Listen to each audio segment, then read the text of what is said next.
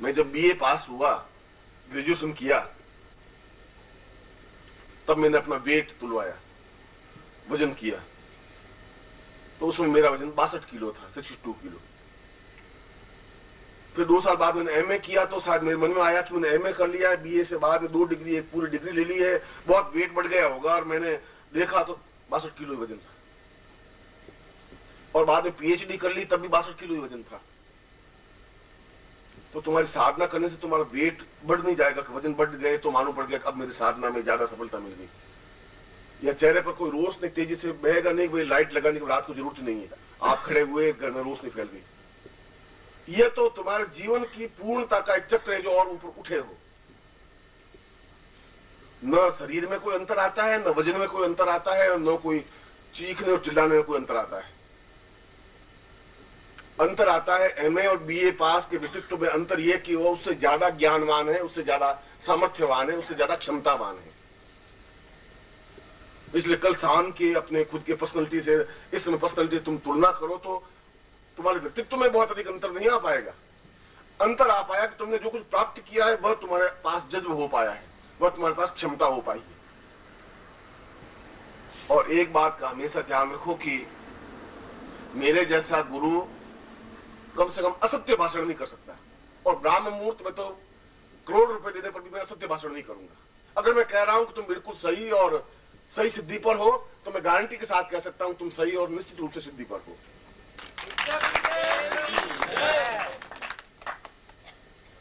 बस आवश्यकता अपने आप से परिचित होने की है।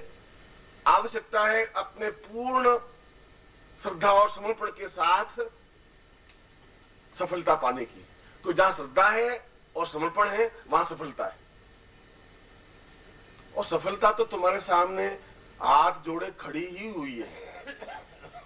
तुम्हें थोड़ा सा आगे एक कदम बढ़ाना है और अपने गले में जयमाला डाल दी, और तुम खुद के तुम्हारे पांव ठिठके हुए हैं तो वरमाला लिए हुए खड़ी रहेगी। ये तुम्हें हिम्मत होनी चाहिए, तुम्हें क्षमता होनी चाहिए, और वो एक 3 कदम भरने हैं तुम्हें, अपनी श्रद्धा का, अपने समर्पण का, अपनी सेवा का।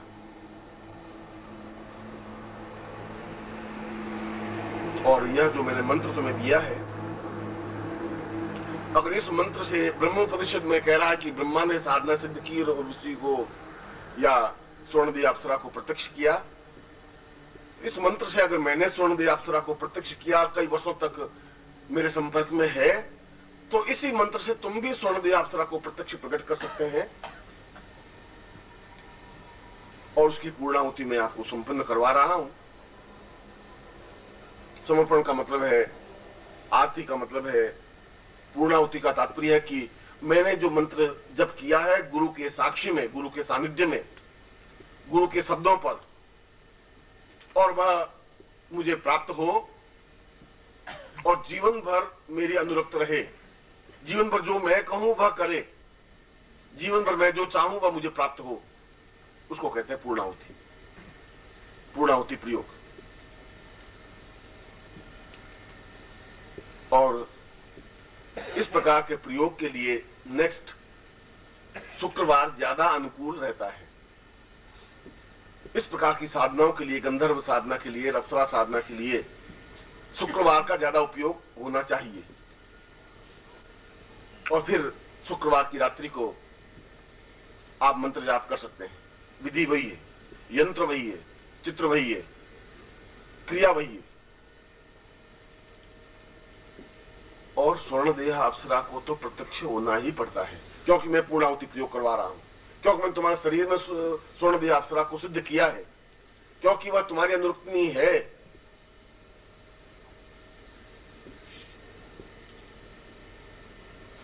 और यह जीवन का एक एहसास होता है, यह जीवन का सौभाग्य होता है कि तुम अपने जीवन में उस अनुकूलता को प्राप्त कर सको और अपने पूरे जीवन में अपने जीवन को संवार सको, सजा सको, जीवन को जगमगाहट दे सको।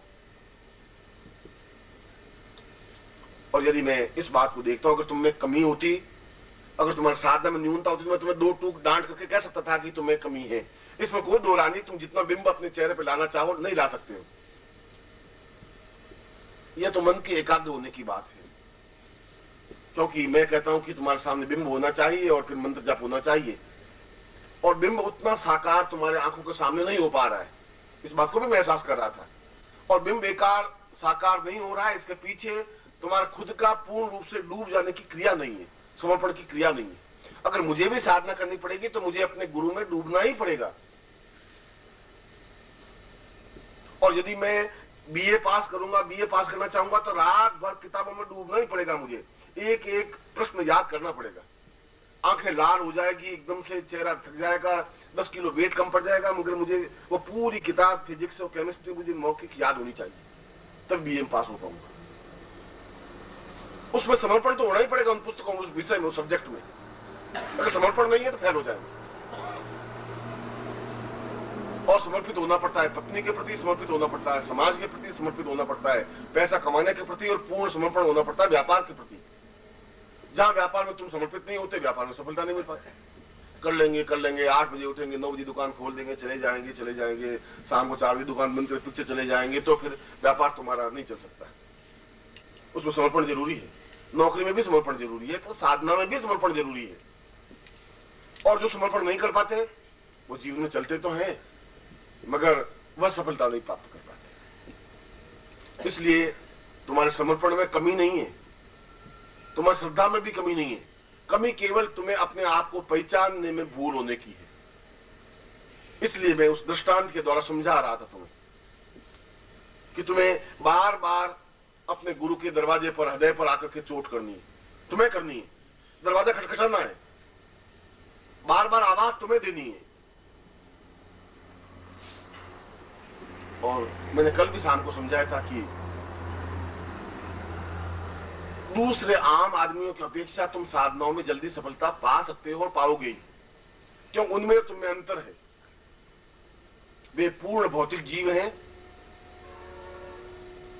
और उस भौतिकता के जीव में उनकी यात्रा जीवन से लगा करके शमशान घाट की ओर जाने वाली, आनंद की ओर जाने वाली उनकी यात्रा नहीं है। तुमने जो रास्ता चुना है वो आनंद की ओर जाने वाला रास्ता है, प्रसन्नता की ओर जाने वाला रास्ता है, मुस्कुराहट की ओर जाने वाला रास्ता है। और कल भी मैं समझा रहा था कि चिंताएं तुम्हें हो सकती, मुझे चिंता नहीं होती। घटनाएं तो आती हैं, ऐसा नहीं है कि मैं संसार में रहूंगी तो समस्या नहीं आएगी। शायद तुमसे ज्यादा मुझे समस्या आती है। तुम्हारे परिवार में तो 8-10 लोग हैं, 20 लोग हैं, और मेरे परिवार में 10,000 लोग हैं। और वे 10,000 शिष्य भी जो आते हैं तो अपनी समस्याओं की पोटली बांध करके आते हैं। 2-4 समस्याएं मुझे देकर के जाते हैं, प्रसन्नता की बात तो करते नहीं। ऐसा नहीं गुरुजी मैं 25,000 रुपए कमा लिए, एक भी नहीं कहता है गुरुजी ये परेशानी है, ये साली एक हेडक और है, और पत्नी बीमार है, और बेटी की शादी करनी है। गुरुजी वो 4-6 समस्याएं देके जाते हैं, मैं झेल लेता हूं। तुमसे ज्यादा मेरे पास समस्याएं, तनाव होते हैं, उसके बावजूद भी मैं अपने चेहरे पर किसी प्रकार की चिंता नहीं रखता हूं, रहती ही नहीं है। क्योंकि उसके रास्ते मुझे मालूम है, उसको हल करने के क्षण मुझे मालूम है। इसलिए मैं तुम्हें कह रहा हूं, तुम्हारे पास और जितनी ज्यादा समस्याएं, तनाव हो, आप मुझे दीजिए, मैं उसको ले लूंगा। और तुम निश्चिंत रहिए, तुम्हें निर्भीक रहना है, तुम्हें निर्द्वंद रहना कि मैंने अपना सब कुछ सौंप दिया, मैं अपने आप निश्चिंत रहूं। और तुम निश्चिंत रह सकोगे तो साधना में सिद्धि प्राप्त हो सकेगी। जब मैं लेने वाला हूं तुम्हारी चिंताएं, तुम्हारी समस्याएं, तुम्हारी बाधाएं अपने ऊपर झेलने वाला हूं, जब मैं खुद चल के कह रहा हूं, फिर तुम्हें घबराने की जरूरत ही नहीं है, क्योंकि तुम जिंदगी में अकेले नहीं हो। तुम्हें विचलित होने की जरूरत नहीं है।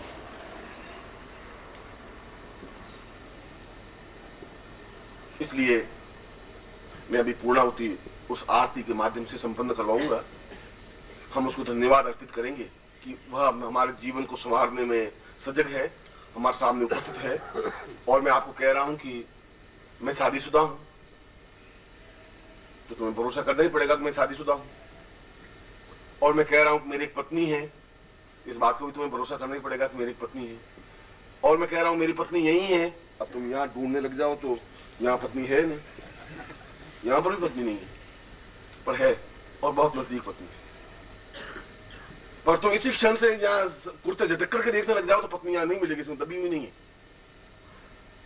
और तुम यहाँ कुर्ता अपने झटक करके देखने लगो, स्वर्ण देहा कहाँ बैठी है, यहाँ नहीं मिल सकती। पर इसका तात्पर्य ये नहीं मेरी पत्नी है ही नहीं। मैं आवाज दूंगा, पत्नी उपस्थित हो जाएगी, और तुम आवाज दोगे, स्वर्ण देहा खड़ी हो जाएगी। अगर मैं ये बात, जो पहले बात सत्य कह रहा हूं, फिर दूसरी बात भी सत्य है। मगर मुझे कॉन्फिडेंस है कि मैं आवाज दूंगा तो उपस्थित होगी। तुम्हारे मन में संशय कि बुला तो ले, शायद आएगी भी कि नहीं आएगी, कि अब गुरु जी कह रहे हैं तो शायद सही होगा, और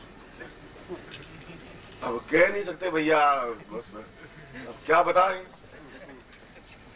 संशय आत्मा तुम्हारी, मेरी तो है नहीं। मुझे तो तुम पे भरोसा है। तुम रात को मुझे हाथ पकड़ के ले जाओ कि गुरु जी चलो मेरे साथ, तो मैं आपके साथ जहां भी आपको मैं चलने को तैयार हूं। मुझे है ही नहीं डर, डाउट है ही नहीं कि तुम मेरा हित कर ही नहीं सकते, क्योंकि तुम मेरे खुद के हो। तुम मेरा कत्ल नहीं कर सकते, मुझे मार नहीं सकते, मुझे समस्या पैदा नहीं कर सकते तुम्हारे। और मैं चला जाता हूँ तुम्हारे शिष्यों के यहाँ चला जाता हूँ। मैं तो पहली बार उस गांव को देखता हूँ, शहर को पहली बार देखता हूँ, उनकी कार में पहली बार बैठता हूँ कि गुरु जी घूमने चले, चलिए कि गुरु जी रात को 11 बजे आएंगे। अच्छी बात है, 11 बजे आ जाए, मेरे मन में डाउट नहीं है। इसलिए डाउट नहीं है कि मुझे भरोसा है कि तुम मेरे हो, 100% मेरे हो। इसलिए मुझे भरोसा है कि मेरी पत्नी मेरी है, एक आवाज की दूरी पर खड़ी, और इसलिए तुम्हें विश्वास होना चाहिए कि तुम्हारी आवाज की दूरी पर वह खड़ी। और इसी मंत्र को तुम्हें पुनरुक्ति करना है। जब भी इस मंत्र का उच्चारण करोगे 100 बार या एक माला, और आवाज दोगे तो तुम्हें आवाज सुनाई देगी, तुम्हारे सामने उपस्थित होगी, तुम्हारा कहना मानेगी, तुम्हारे जीवन को संभालेगी। क्योंकि मैंने तुम्हारे शरीर में स्वर्ण दिया को सिद्ध किया है, और मैंने किया है तो निखिलेश्वरानंद ने सिद्ध किया है। मामूली बात नहीं है, बहुत बड़ी बात है, बहुत बड़ी घटना है जीवन की। कभी ये मैं बहुत बड़ी बात मेरे मुंह से कहना उचित नहीं समझता हूं, मगर आने वाली पीढ़ियों में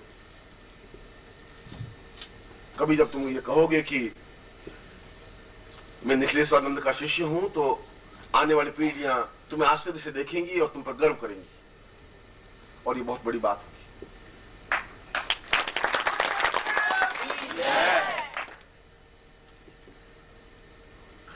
यही चित्र और यही माला और यही यंत्र पूरे जीवन भर के लिए तुम्हारे लिए उपयोगी है।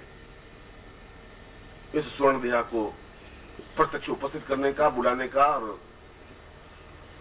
उनसे सब कुछ प्राप्त करने का। और मैं उस पूर्णाहुति प्रयोग से, उस आरती के माध्यम से मैं तुम्हारे सामने उसको प्रदान करता हूं कि वह जीवन भर तुम्हारी अनुसंगिनी रहे, तुम्हारे साथ में रहे, तुम्हारी आज्ञा माने, और तुम्हारा प्रत्येक वह कार्य करे जो तुम चाहते हो।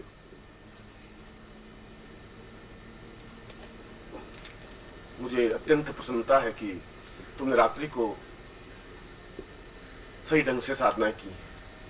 मन को एकाग्र तुम नहीं कर पाए हो, और मन को इतना जल्दी एकाग्र शायद नहीं भी कर सकते। अपने सामने उस उर्वशी के बिंब को स्पष्ट नहीं कर पाए हो, शायद इतना जल्दी नहीं भी कर सकते, क्योंकि तुम्हारे जीवन की पूंजी कुछ और है।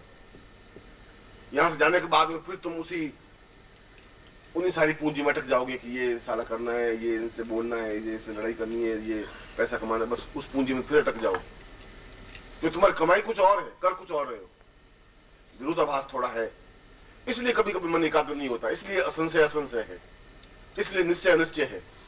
मगर कहीं पर भी हिचकिचाहट करने की जरूरत ही नहीं है। कल रात को भी मैं तुम्हें एक ही बात कही थी कि तुम्हें कुछ करना नहीं है, केवल अपना हाथ सौंप देना है।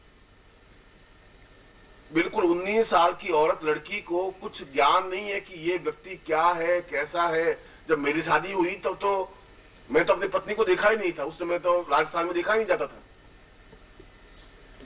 पहले डेटिंग वगैरह नहीं होती थी, गए और पत्नी को पूछा और इंटरव्यू लिया, और भाई तुम कौन हो, मेरे साथ रहोगी भी नहीं रहोगी, तुम्हारा कोई लव अफेयर चल तो नहीं रहा है, क्या पोजीशन तुम्हारी, ऐसा। अब तो शायद पूछते हैं, भाई कुछ हो तुम्हारे मन में किसी से लव अफेयर तो बता दो, मैं देख लो भैया। वो कहे नहीं ऐसा कुछ नहीं है, जो कुछ था वो सब फिनिश।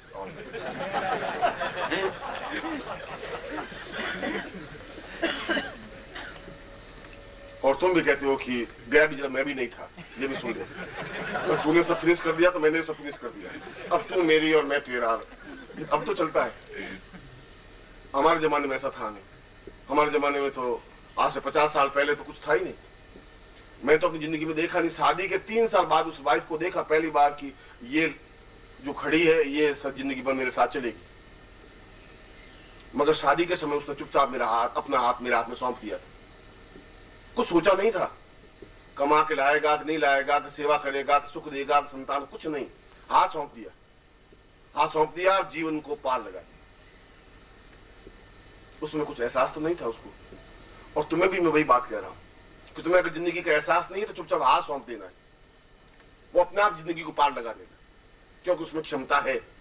बीच में मझधार में छोड़ेगा नहीं वो तुम्हें। और मैं तुम्हें मझधार में छोड़ने के लिए पैदा ही नहीं हुआ हूं, मैं तुम्हें पकड़ने के लिए पैदा हुआ हूं, तुम्हें जिंदगी को पार लगाने के लिए पैदा हुआ हूं, मैं तुम्हारे जीवन को पूर्णता देने के लिए उपस्थित हुआ हूं। और मेरी उपस्थिति एक जिंदा व्यक्ति की उपस्थिति है, प्राणवान व्यक्ति की उपस्थिति है, चेतना युक्त व्यक्ति की उपस्थिति है। एहसास तुम्हें होना चाहिए। और जिस दिन ये एहसास हो जाएगा उस दिन अपने आप तुम्हारा जीवन समझ जाएगा, सज जाएगा, जगमगाहट प्रकाशित हो जाएगा। हमारे जीवन में जो कुछ गुरु ने काम सौंपा है वह हमें काम करना है। जो कुछ मैं अपनी पत्नी को काम सौंपता हूं वो करती है। ये ओम परम तत्वाय नारायणाय गुरुभ्यो नमः।